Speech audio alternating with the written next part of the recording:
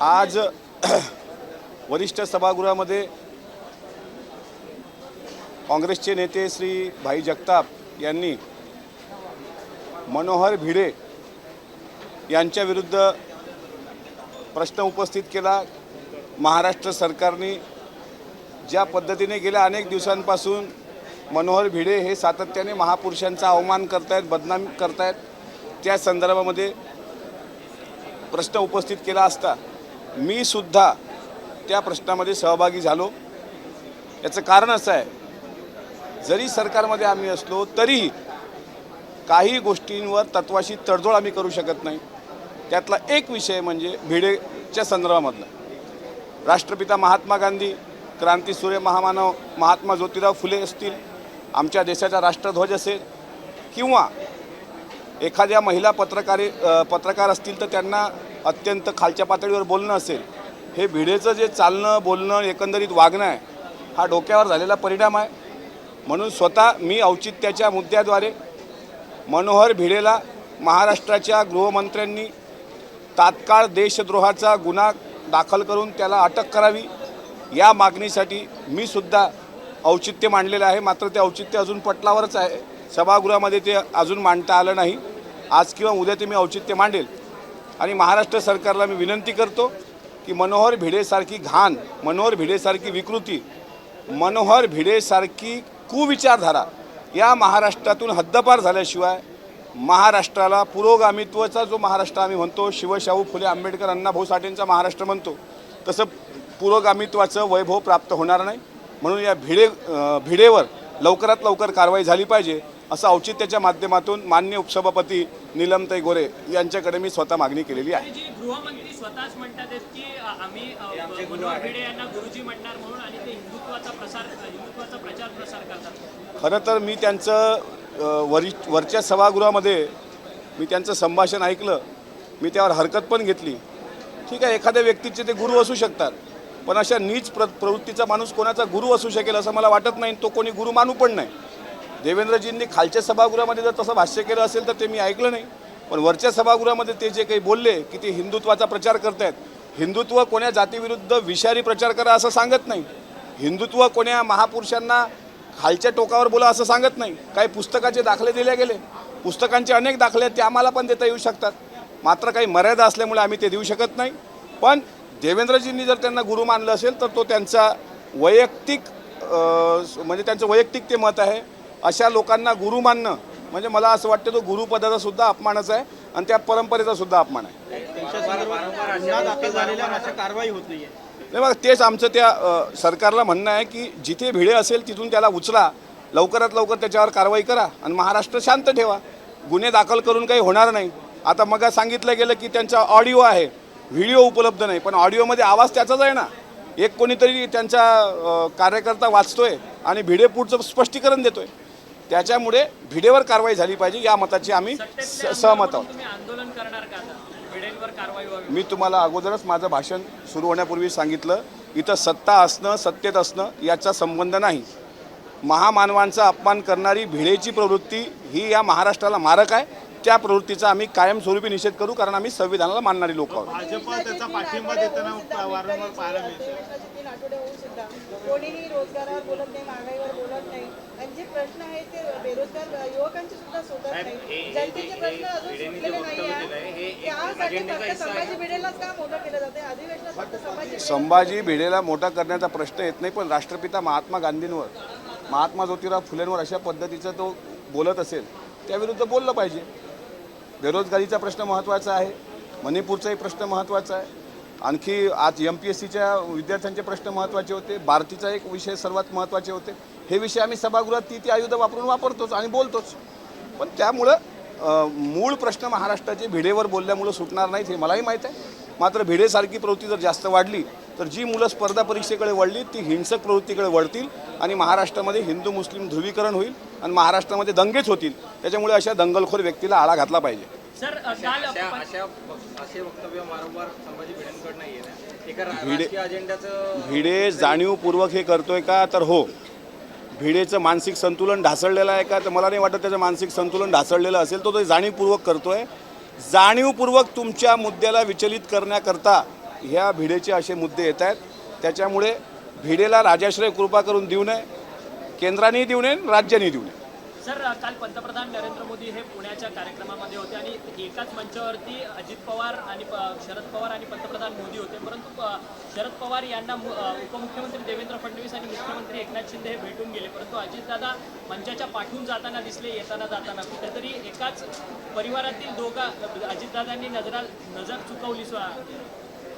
तुम्ही लावलेला तो तर्क आहे. याच्यावर सध्या उपमुख्यमंत्री अजितदादांनी स्पष्टीकरण दिलं आहे की पवारसाहेब परिवारातले ज्येष्ठ सदस्य आहेत, त्याच्यामुळे त्यांचा सन्मान ठेवला आणि दादा मागच्या साईडला गेले. दादानी सांगितलंय ना, तो प्रश्न दादानी त्याचं उत्तर दिलं असेल तर मी काय त्याच्यावर बोलणार. परंतु ज्या पद्धतीने नजर चुकवली गेली, खरं तर त्या नजरेवर तुमचे लक्ष असेल, तसं काही असेल असं मला वाटत नाही. पवार साहेब वरिष्ठ आहेत. पवार साहेबांनी जरी सांगितलं असेल, शेवटी घरातला वडीलधारी बाप ज्यावेळेस सांगतो की माझे फोटो वापरू नये, तरी मुलांचं ते काम असतं आणि आम्ही वापरणार, ही आमची भूमिका आहे. शरद पवार तुम्हाला वाटतं का वापरू नये म्हणून? आम्ही वापरणार, एवढं मात्र नाही. शरद पवार पुन्हा एकदा आता दौऱ्यावरती निघालेले आहेत. 15 आणि 16 आणि 17 ऑगस्टला पुन्हा एकदा मराठवाड्याचा दौरा करतात आहेत. खरं तर दंड थोपटला त्यांनी. तुमच्या गटात जे आलेले आमदार आहेत त्यांच्या मतदारसंघात जाऊन ते पुन्हा सभा घेणार आहेत. प्रत्येकाला तसा संविधानिक अधिकार आहे. साहेब नेहमीच जातात, साहेबांनी अगोदर दंड थोपटलेलेच आहेत.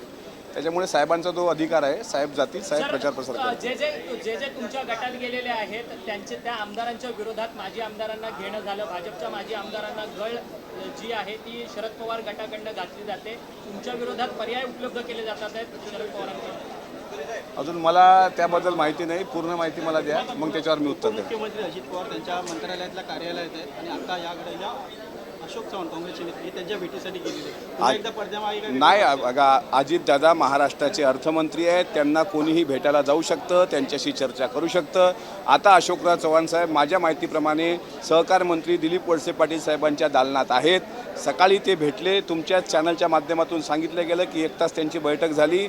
तर दादा अर्थमंत्री असल्यामुळे सर्व पक्षीय नेते त्यांना भेटणं साहजिक. त्याचा काही कोणी गैर अन्वयार्थ, राजकीय अन्वयार्थ काढू नये. षण्मुखानंदच्या कार्यक्रमामध्ये तुम्ही, जितेंद्र आव्हाड, आणखी काही नेते मिळून एक यात्रा करणार होता. त्यात शाहू फुले आंबेडकरांच्या लोकांपर्यंत घरोघरी जाऊन पोहोचवणार होता. पण त्यानंतर सरकार बदललंय आणि नाही, षण्मुखानंद सभागृहात पक्ष कार्यालयाचा जो म्हणजे पक्ष स्थापना दिवसाचा जो मेळावा झाला, त्यामध्ये वारकरी संप्रदायाच्या वारी आपुल्या दारी ही संकल्पना महाराष्ट्रभर नेण्याकरता आदरणीय नरहरी झिरवाळ साहेब, आदरणीय आदरणीय काळेसाहेब, वारकरी संप्रदायाची काही लोक आणि त्यामधला एक मी घटक म्हणून वारी आपल्या दारी ही संकल्पना महाराष्ट्रभर राबवणार अशी सुतोवाच अजितदादांनी पण केलं होतं, जयंत पाटील साहेबांनी पण केलं होतं. आणि मागच्या वेळेस आम्ही आव्हाडसाहेबांना आम्ही त्यावेळेस ती यात्रा काढणार होतो, पण मला वाटते माझ्या माहितीप्रमाणे पुण्याला एक शो झाला, मग त्याला प्रचंड विरोध झाला आणि मग ती नंतर यात्रा थांबवल्या गेली.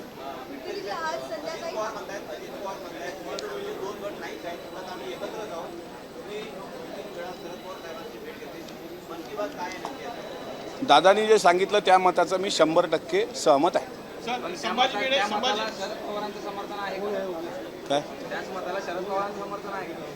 अर्थात असेलच. सर, भाजपाचं आणि संभाजी भिडेंचं जवळचं नातं आहे. संभाजी भिडे भाजपाचं सुरू आहे असा आरोप विरोधक करतायत आणि तुम्हाला परिस्थिती माहिती आहे, त्यामुळे तुम्ही कसं बघताय? माझी आपल्याला विनंती आहे, मनोहर भिडेला मनोहर भिडेच म्हणावं. संभाजी हे त्याचं नाव नाही.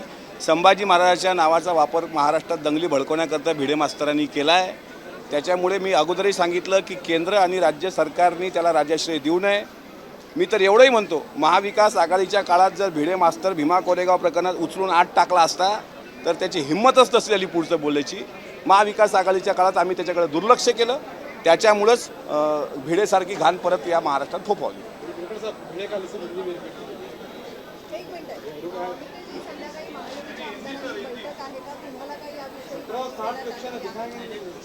मला या बाबतीत निमंत्रण नाही. निमंत्रण आलं तर मीनाक्षी मी आपल्याला स्वतः फोन करून सांगेन की मला निमंत्रण आहे.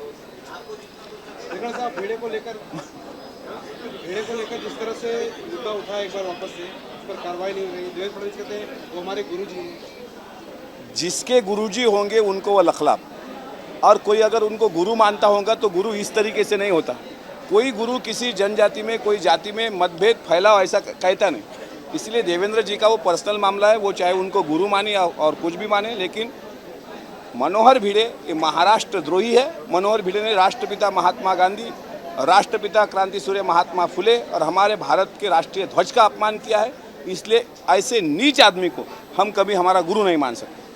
साहब, पहले भी आप भिड़े पर प्रतिदिन बयान देते रहे हैं, जिस तरह से उनकी भूमिका रही है, क्या लगता है अब आप सत्ता में भी शामिल हैं? स्टेट गवर्नमेंट, सेंट्रल गवर्नमेंट भिड़े को जानबूझकर श्रेय दे रही है? सत्ता में होना ये बात अलग और तत्वों के साथ होना ये बात अलग। आज खुद मैंने वॉकआउट किया विपक्ष के साथ, जब विपक्ष ने वॉकआउट करने के लिए आग्रह किया था कि भिड़े पे थोड़ा सा वॉकआउट करेंगे, मेरा ये औचित्य का जो मुद्दा है वो भी मैंने भिड़े के बारे में मढ़ा। कल ये सभागृह में आएगा, हाउस में आएगा, ज़रूर आएगा। लेकिन सत्ता में शामिल होना ये बात अलग है। अगर आप मानते हैं कि मैं सत्ता में शामिल हूँ तो मैं महाराष्ट्र के मुख्यमंत्री, महाराष्ट्र के गृह मंत्री से निवेदन करता हूँ कि भिड़े जैसे लोगों पे जल्द से जल्द चाप लगाया जाए और ऐसी घान महाराष्ट्र में ना पनपे जिससे महाराष्ट्र में हिंदू और मुसलमानों में दुरावा बढ़े। किसका श्रेय मिल रहा है भिड़े को? श्रेय किसका मिल रहा है? किसका श्रेय मिल रहा है? भिड़े को राजाश्रय नहीं मिलना चाहिए और कौन दे रहा है पत्रकारों को भी अच्छी तरीके से पता है। वो मेरी जुबान से मत उगलाओ आप।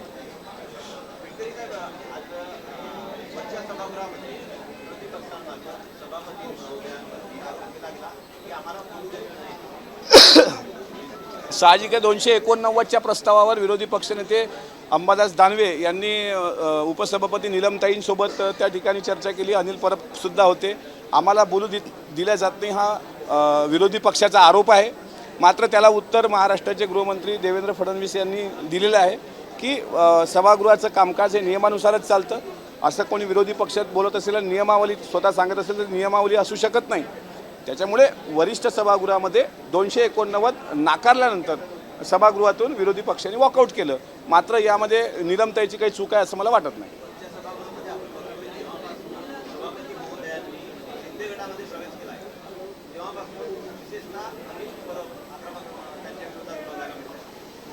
नाही, एक लक्षात घ्या, चेअरवर बसल्यानंतर ती व्यक्ती कोण्या पक्षाची नसते। नीलमताईंची भूमिका चेअरवर बसल्यानंतर ही सर्व पक्षाला न्याय देणारीच भूमिका आहे, तीच असावी। म्हणजे सभापती उपसभापती तीच भूमिका असावी, त्या पद्धतीने ते काम करतायत। आता अनिल परब साहेब किंवा दानवे साहेब हे शेवटी ज्यावेळेस आर्ग्युमेंट करतात त्यावेळेस त्या आयुधांना किंवा ते नियमावली जी आहे त्याचा अभ्यास मला माझ्या माहितीप्रमाणे नीलमताईचं चांगल्या पद्धतीने आहे। ते समाधानकारक उत्तर देतात, पण प्रत्येकाचं समाधान होईल याची शाश्वती फार कमी असते। शेवटी आजही त्यांनी समाधान करण्याचा प्रयत्न केला। ज्या सदस्यांचं समाधान झालं नाही त्यांनी सभागृहाचा त्याग केला कामकाजाचा। पण आम्ही सभागृहाचं कामकाज चालू राहिलं पाहिजे या मताच्या। आपल्याला अनेक दिवसानंतर भेटल्यावर प्रचंड आनंद झाल्यामुळे आपल्या सर्वांचे आभार मानतो। विरोधाचे संजय शिरसाटांनी वक्तव्य केलं, त्याकडे कसं बघता? कारण की ज्या पद्धतीने हे सगळं वक्तव्य कुठल्याही महिलेबद्दल अशा पद्धतीचं वक्तव्य हे निंदनीय आहे। संजय शिरसाट हे जे बोलले त्याचं कोणीही समर्थन करू शकत नाही। प्रियंका चतुर्वेदी ह्या राज्यसभेच्या खासदार आहेत, त्याच्यामुळे कुठल्याही महिलेबद्दल कुठल्याही सन्माननीय सदस्यांनी असं बोलू नये या मताचं मी आहे। एबीपी माझा, उघडा डोळे बघा नीट।